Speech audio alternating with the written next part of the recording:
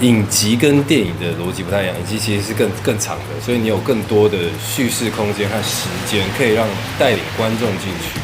但电影不一样，电影就必须要在1.5个小时里面立刻让观众知道你这个角色，其实是蛮刺激的。等于是说你的一举一动、一言一行、你的呼吸什么的，你都要很注意。那跟戏剧比起来，你有比较喜欢哪一个？我其实都喜欢的。其实我一开始做这行是想要做幕后，我没有想要走幕前。我本来是想要做导演组这样子。那你现在还有这个导演梦之类的？其实还是会有啦，但是没有说就是要强求，觉得是自然而然的，时机到了就来了。那你觉得就是你自己本身和这次演的这个角色有没有什么相似的地方或完全不一样的地方？我觉得相似的地方就是我爱一个人不会说出口，那不相似的地方就是其实也蛮多的，就是我是不会揍人的、因为戏里面这个角色有跟颜料打架，但其实我是一个非常不喜欢动粗的人，对啊，以及他为了一个人可能10年这样子，我自己是没有这样的经验，这个也是蛮不一样的。说当演员之前做了很多工作嘛，我有当过农夫，就是在那边种田这样子，我也发过传单啊，我也端过盘子啊，我也当过店员。为什么会想要尝试那么多工作？就是没钱啊，我要赚生活费啊，就是也不想跟家里拿钱。我其实是一个不太会跟别人开口求助的人，我会更喜欢自己消化和解决。所以你有开口过吗？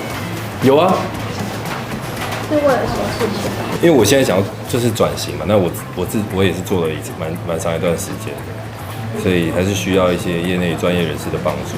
你要转型转成什么样吗？我想转成纯演员，因为过去的形象比较会被人家认定说可能偶像剧或者是偶像团体，对，但那其实不是我真的想做的事情，它只是一个过程。我觉得我很庆幸，就是我虽然这不是我想要做的，但是我很庆幸有了这段路程，帮我去补足我的不足。因为其实我原本不是一个会表达的人，但是因为偶像这件事情，它强迫我去面对这些事情。那你要做的时候，不会觉得很痛苦之类的？当然会很痛苦啊，但是你何谓梦想，何谓目标？就是过程中一定会有80% 的东西都是让你痛苦的，但是你为了就是那20%的东西。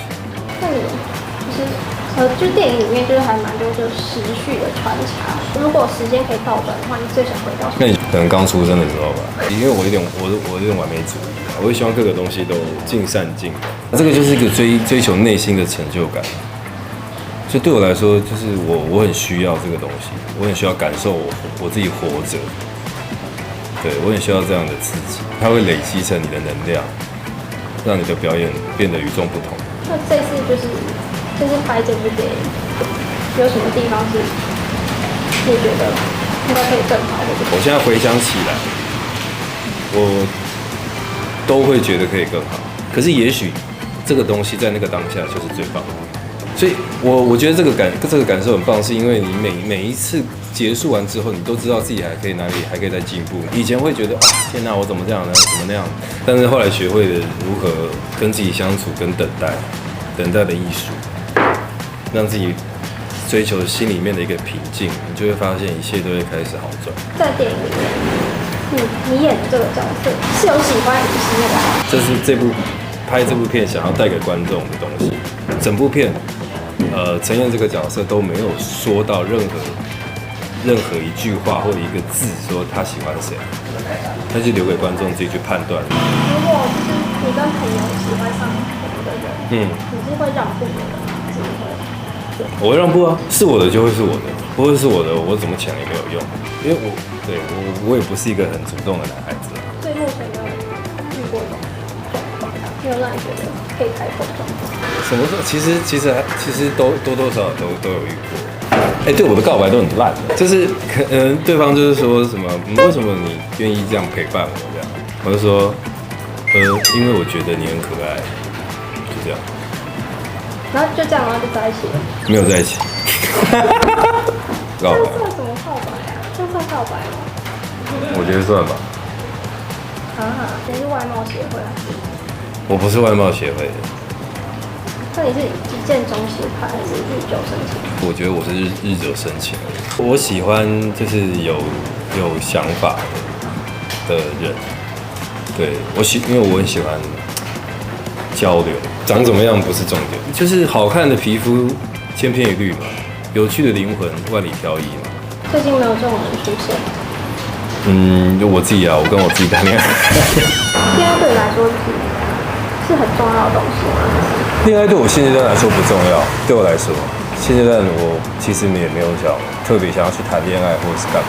其实一直以来都是这样但以前小时候就会想要到处去玩，到处去认识朋友，到处跑，然后后来发现其实自己在那个状态下其实不是最快乐的，反而是我回到自己的空间，然后给自己时间沉淀，跟自己相处，那个时候我反而更有能量。那你最终目标会想要还是做幕后吗？其实还是想做幕后，对，我没有一定要看到我自己的脸在画面上。我其实某种程度我是不喜欢看到自己，就是我看自己作品，我就又感觉说又提醒了我长这个样子。